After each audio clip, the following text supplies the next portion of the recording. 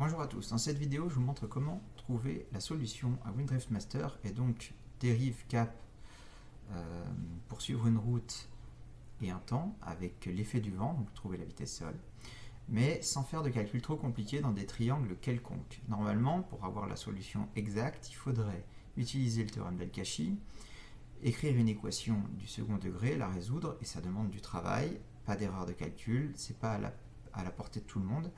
Donc on utilise des outils qui sont la dérive max et des facteurs multiplicatifs en fonction de la provenance du vent. Donc je vais vous rappeler ces petits outils qui sont ici dans mon cours de BIA. Connaissant la direction du vent, on peut estimer l'effet sur la dérive qui va en gros, plus la flèche rouge va venir de la gauche, plus le cosinus va être petit mais plus le sinus va être grand et plus la dérive va être importante. Inversement, plus la flèche va venir de la gauche, plus le cosinus va être petit et plus l'effet sur la vitesse va être faible. Et ce, dans l'autre sens, ça va être l'inverse. C'est-à-dire que quand alpha va diminuer, c'est la dérive qui va diminuer parce que le vent va venir de moins en moins de côté. Et par contre, c'est bien l'influence sur la vitesse qui va augmenter, que ça soit positif ou négatif selon que le vent vient de derrière ou de devant. Donc il va falloir être capable d'estimer cet angle alpha et on va prendre des valeurs approchées, on va garder comme valeur 0, 30, 45, 60 et 90 degrés. Et en fonction de ça, on va apprendre des valeurs de coefficients cos et sin, mais sans forcément savoir que c'est cos et sin, ça n'a pas beaucoup d'importance. Ce qu'il faut, c'est connaître les coefficients et ensuite les appliquer logiquement dans le bon sens. Donc en gros, les coefficients, ça va être 0,5, 0,7 et 0,9. C'est des arrondis des cosinus et sinus des angles 45, 30 et 60 degrés. Évidemment, pas besoin d'apprendre 90 qui va donner 0 ou 1 et 0 qui va donner 0 ou 1 aussi. Donc il faut retenir ces trois coefficients, 0,7, 0,5, 0,9. Et puis derrière, il va falloir quand même connaître la formule de la dérive max qui est le produit du facteur de base de votre avion multiplié par la vitesse du vent. Le facteur de base, on le connaît normalement tous quand on fait de l'aéronautique, c'est un coefficient qui est constant pour notre avion, qui dépend de sa vitesse propre et qui s'écrit 60 sur la vitesse propre. Par exemple, si vous avez un avion qui vole à 100 nœuds, vous allez écrire 60 sur 100, c'est 0,6. C'est un facteur de base qu'on connaît à peu près tous parce qu'on a tous des avions qui volent à 100 nœuds à peu près en vitesse propre. Voilà, donc voilà pour la partie présentation des outils. Maintenant, on va voir comment on les met en application. Donc pour la mise en application des outils, on va revenir sur le jeu Windrift Master et on va se placer en mode moyen. Attention, il ne faut pas chercher à aller trop difficile parce qu'on fait des arrondis. Déjà, le produit facteur de base fois dérive max, c'est un arrondi. Et ensuite, on va arrondir l'angle entre la direction de la route et le vent sur une valeur entre 30, 45, 60. Donc c'est forcément quelque chose qui ne va pas être tout à fait précis. Donc on va se mettre en mode moyen et on va regarder une situation où le vent viendrait d'une direction intéressante. Alors là, ça a l'air pas mal, mais on va quand même regarder l'angle entre le vent et la route. On a 257 et une provenance 61. Donc si on fait 257 moins 61, ici on est à 196, ça fait que 16 degrés sur le côté, c'est pas très intéressant, le vent est trop de face, donc on va chercher une autre situation. Voilà, ici ça a l'air pas mal comme situation, on va regarder l'angle 278, 321, 321 moins 278. On a un angle de 45 degrés, ce qui nous fait appliquer les coefficients 0,7 et 0,7. Est-ce que c'est bien pour l'exemple? J'aimerais bien trouver 60 ou 30. Donc on va essayer de continuer à chercher cette solution, cette situation un petit peu différente. Ici on est sur du 61 et 265 à 180 degrés près, 265 moins 61 moins 180, on est, non, hop, moins 180. On est sur du 24, donc on est presque sur du 30 degrés. Allez, on va tenter cette situation-là en arrondissant l'angle à 30 degrés. Alors c'est parti. On va représenter la situation, je vais la dessiner sur mon iPad. Le vent, pardon, on va le mettre en blanc. L'avion doit aller dans cette direction-là, vers la cible, vers la droite.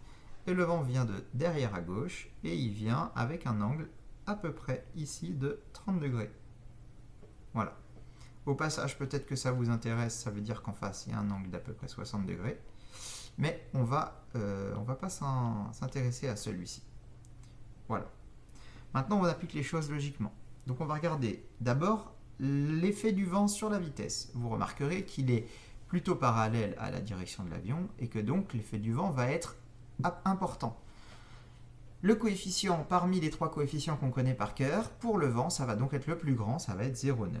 Autrement dit, la vitesse du vent multiplié par 0,9, ça va être la composante de vitesse à ajouter à la vitesse de l'avion pour trouver la vitesse sol.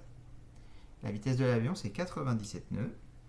Donc, je vais marquer vitesse sol, ça va être égal à 97 plus ce qu'on est en train de calculer en rouge, qui est l'influence du vent, 0,9 fois la vitesse du vent, 0,9 fois 16. Alors, on peut faire tout de tête, mais là, pour la vidéo, je préfère pas me tromper. On obtient 14,4. On rajoute 97, et donc on va être, plus 97. On est sur une vitesse d'à peu près 111 nœuds. Donc, plus 97, ce qui va nous... plus 14, qui va nous donner 111 nœuds. On a trouvé notre vitesse. Grâce à ça, on peut trouver le temps. Temps en minutes, c'est 60 fois distance sur vitesse sol. Et donc 60 fois 78, 60 fois 78 sur vitesse sol, on a arrondi à 111. Allez, ça fait 42 minutes. On vient sur le jeu et déjà le temps, on l'a, c'est 42 minutes. Maintenant, il nous faut trouver la dérive. Donc on va d'abord calculer la dérive max. La dérive max, je vais l'écrire, je vais utiliser le bleu. Donc l'influence est relativement faible. La dérive, ça va être égal à la dérive max, multiplié par le coefficient entre guillemets faible, et donc c'est 0,5.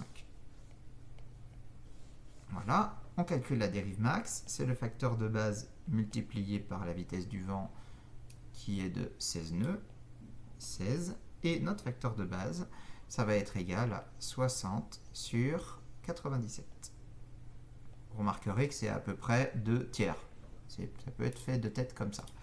On va le faire précisément. 60 sur 97, ça fait 0,61. Qu'on va multiplier par 16 pour avoir notre dérive max qui vaut 10 degrés à peu près. Donc la dérive max, c'est à peu près 10 degrés. Et donc la dérive réelle, ça sera à peu près 5 degrés. On revient donc maintenant logiquement sur le jeu. Pour aller sur la cible, le vent vient de notre gauche et nous pousse donc vers la droite. Il faut donc voler 5 degrés à gauche par rapport à 61. Ça va nous faire du 56. On va donc prendre un cap au 56. Je vais juste descendre l'iPad pour qu'il ne nous embête pas au niveau de la visibilité. Donc 56. Hop.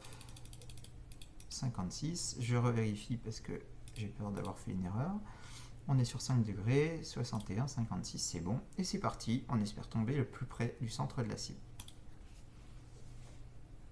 Et bien c'est gagné, on est vraiment très près du centre de la cible.